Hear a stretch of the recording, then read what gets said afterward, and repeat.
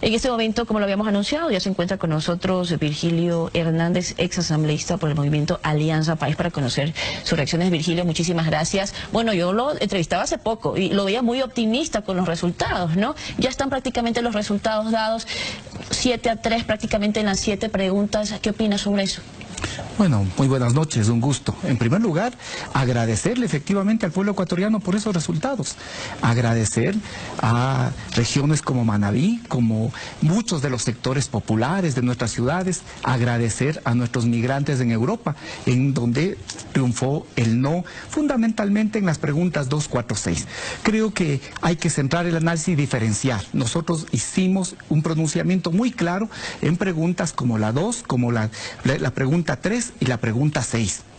Y en esas preguntas, los resultados que preliminarmente tenemos son bastante alentadores, ¿no? Nosotros creemos que vamos a estar rondando el 40%. Ahora ya en la pregunta 3 hay un 37% a favor del no.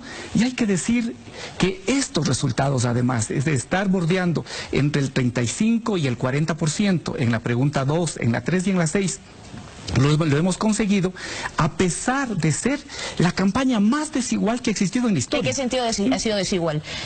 Por muchas razones. En primer lugar, 10 fuerzas políticas en contra nuestra, en contra de quienes defendíamos por lo menos el no en esas preguntas.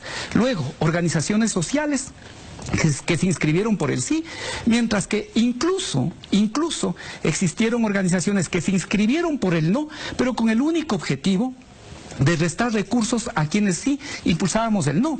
Esto es importante que se vea, por ejemplo, en términos de equidad de recursos, seguramente es la diferencia 100-1, y en términos de estrictamente lo que le corresponde a la franja publicitaria, 4-1, y aún así nosotros hemos logrado tener en este momento un respaldo del 35, entre el 35 y el 40% será como va a cerrar, mientras en el otro lado, si bien es cierto, en algunas preguntas pueden tener el 70%, pero son obviamente las preguntas que estaban diseñadas para ello.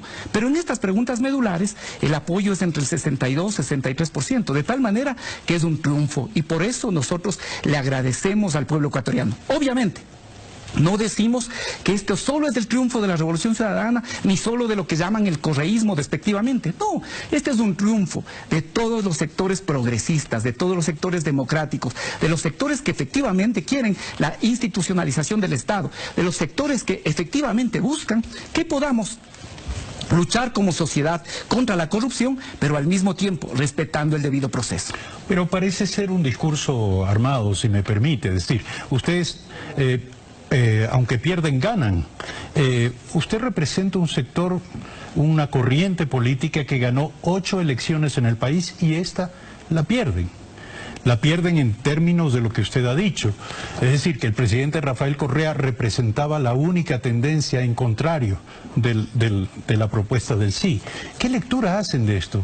Más allá de su felicidad por haber perdido y ganado al mismo tiempo, como usted dice, la pregunta es ¿qué leen, qué interpretan de lo que ha dicho hoy el pueblo? Mire, nosotros ganamos 14 elecciones consecutivas. Hace 10 meses, efectivamente, fue nuestro último triunfo. Ahora, ¿qué es lo que uno puede ver y por qué señalamos que esto es un triunfo? Que el gobierno hace un año ¿sí? Se ganó con el 51%. 10 meses después tiene un triunfo en algunas de las preguntas con el 62, 63%. ¿Cómo se lo explica? ¿Qué significa eso? ¿Qué significa eso? Que en estos 8 meses licuó todo su apoyo popular. Fíjese que ahora no ha podido celebrar este triunfo ni en Carondelet como tenía pensado inicialmente, ni tampoco en la sede de las Chiris. No ha existido, no hay esa base popular, porque ahora ese 63, 64% que obtiene en algunas preguntas tiene que dividirse entre 10 actores, entre 36 organizaciones. En cambio, básicamente nosotros asumimos el reto cívico. Por eso señalo que esto no puede ser, no es solo un patrimonio de la Revolución Ciudadana, sino en general de toda una expresión democrática y progresista del país. Porque nosotros asumimos el reto cívico, quizá más difícil, de poder explicarle al país lo inconveniente que era la pregunta 3, lo inconveniente, lo antipopular que es la pregunta número 6 y también las consecuencias que iba a tener la pregunta número 2. Asumimos este reto en una situación de absoluta desigualdad, de inequidad y también de un manejo poco transparente de la organización encargada de llevar adelante el proceso del sufragio. Le digo muestras, un día antes, 2 días antes de que se realice este referéndum, reunido con uno de los actores del sí, con el presidente de la República. Pero luego hemos tenido censura de spots. Eso no ha pasado nunca antes en la historia. Publicidad engañosa. El Consejo Nacional Electoral promocionaba la pregunta 1 y 2 de la consulta, ¿sí?, sin considerar que en la papeleta aparecía únicamente del 1 al 7. El Consejo Nacional Electoral permitió que precisamente... ¿Pero eso podía perjudicar tanto al sí como al no? No, básicamente a las fuerzas que empujábamos el no, porque se confundía la pregunta 2 de la consulta con la pregunta 2 del referéndum. Entonces, censura de spots, eso no ha existido nunca antes en la historia. Publicidad engañosa, ¿sí?, recursos inequitativos, 4-1 en contra de las fuerzas del no. Si esto no hubiera existido, ¿piensan que hubieran ganado ustedes? Mire, yo creo que una cosa sí es clara, el tiempo. El tiempo, ¿qué nos dice? Todos los días la tendencia por el sí bajaba. Todos los días, en cambio, la tendencia por el no crecía. Todos los días. Esto es una tendencia. Se convocó a una consulta cuando la ley da 60 días en 30 días. En 30 días. Y en 30 días hemos logrado revertir un resultado que cuando inició decían que era 80-20. 80-20. Ahora, en muchas de las preguntas yo creo que nos estaremos aproximando al 40%. En estas condiciones de inequidad, en un clima de violencia política que afecta no solo a los derechos políticos de quienes tenemos una opción distinta, sino fundamentalmente, y esto es importante, promueve un ambiente que uno puede saber cómo inician los procesos de violencia política, uno sabe cómo inician, pero nunca sabe cómo terminan. En todo esto hemos tenido que enfrentar estos meses y aún así, con una consulta popular absolutamente inconstitucional, que ese es otro elemento importante. Inconstitucional, que con seguridad la mayor parte de la ciudadanía no avanzó a conocer el contenido de las preguntas. ¿Se atribuyen ustedes como un mérito el que el 26% de los ciudadanos hayan votado en contra de la imprescriptibilidad de los delitos sexuales contra niñas, niños y adolescentes? ¿Es un triunfo de ustedes? Yo diría que estas preguntas, sobre todo, tienen que ver con una respuesta frente a temas más de fondo, como por ejemplo el tema de la inconstitucionalidad. ¿No le parece de fondo la imprescriptibilidad de los delitos sexuales contra niños, niños y adolescentes? Que sobre eso ya hay un proyecto de ley.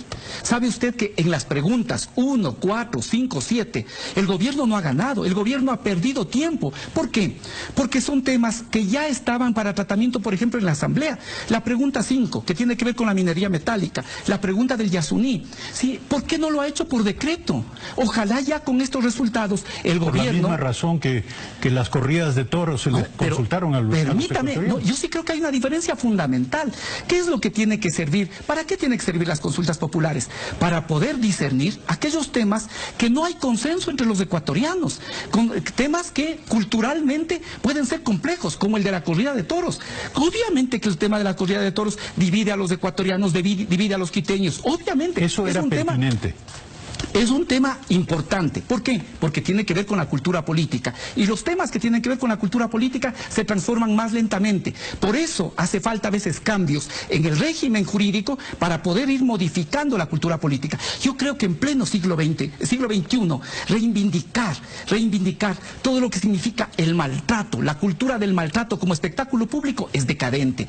Pero este es un tema que efectivamente ¿qué le parece el abuso contra niñas, niños y adolescentes? ¿No le parece decadente? Por supuesto, pero lo que le quiero decir es que para eso no había que esperar 8 meses ni tampoco el resultado de una consulta, porque existen proyectos de ley, hay la disposición, hay toda el consenso para empujar esos proyectos. Y en la pregunta 5 y 7 ni siquiera hacía falta ni reforma legal ni constitucional, hacía falta decretos. Ojalá con esto ya se puedan hacer sus decretos, las políticas públicas, para que no sigan esperando pobladores de Zaruma, Portobelo. Virgilio, ¿sí? Vamos a tener que terminar esta entrevista, pero yo quiero aterrizar realmente, más allá de todas estas inquietudes, con lo real.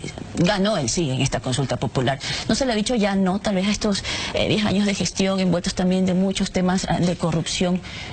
ya tal vez ustedes no tienen que ser también un mea culpa, tuvieron su tiempo y tal vez ya el pueblo se pronunció ya en las urnas en esta consulta popular? Mire, pero nosotros hemos sido enfáticos en el tema de la lucha contra la corrupción. Yo he dicho, y lo vuelvo a repetir, tenemos que ser implacables en la lucha contra la corrupción. Pero al mismo tiempo que señalo eso, tenemos que garantizar que a cualquier persona, que a usted, a mí, que a cualquier persona, ¿sí?, que se vea involucrada en cualquier acción, pueda existir el debido proceso. No se cometan arbitrariedades, porque de lo contrario estaremos hablando de venganza y no de justicia. Yo creo que los resultados tienen que ser leídos con atención, con atención. Esto apenas en 8 meses de gobierno. Lo que pasa ahora es que el 45-50% de los ecuatorianos no tiene claro hacia dónde va el gobierno de Lenín Moreno. Yo creo que el principal problema del gobierno es que no tiene horizonte estratégico. Acá, en cambio, hay, en este momento, obviamente retos inmensos. Cómo convertir esas fuerzas del progresismo y la democracia, cómo convertir en un proyecto que siga dándole futuro a la población. Democracia, justicia social, inversión de lo público, inversión en educación. Todavía tenemos grandes retos para este país. Muchísimas gracias. Se nos ha acabado, lamentablemente. Muchas gracias. Gracias por estar con nosotros en este análisis, en este